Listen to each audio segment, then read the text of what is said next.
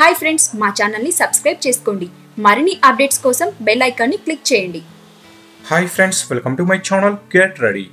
Mega power star Ram Charan, Boyapati Srinu వీరి కాంబినేషన్లో భారీ ఎత్తున సంక్రాంతి కానుకగా జనవరి 11న రిలీజ్ కాబోతున్న sensational mass masala family entertainer Vinaya Vidheya Rama. ఈ చిత్రంపై నెలకొన్న అంచనాల దృష్ట్యా ఈ సినిమా వరల్డ్ వైజ్ గా 94 కోట్లకు అమ్ముడుపోవడంతో ఇప్పుడు 95 కోట్ల రేంజ్ టార్గెట్ తో బరిలోకి దిగుతుంది వినయ విధేయ రామ.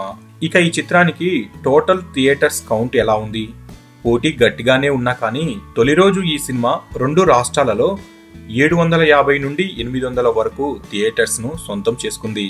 ఇక కర్ణాటకలో 150 థియేటర్స్ ని, రెస్ట్ ఆఫ్ ఇండియాలో 100 థియేటర్స్ లో రిలీజ్ కానున్న ఈ సినిమా ఇక ఓవర్సీస్ లో 380కి పైగా లొకేషన్స్ లో భారీగా రిలీజ్ కు సిద్ధం కానుంది.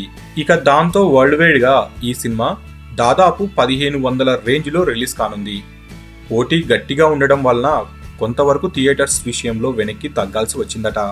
ఇక ఈ చిత్రానికి టాక్ బాగుంటే ఖచ్చితంగా థియేటర్స్ పెరిగే అవకాశం పుష్కలంగా ఉంది అనేసి అంటున్నారు.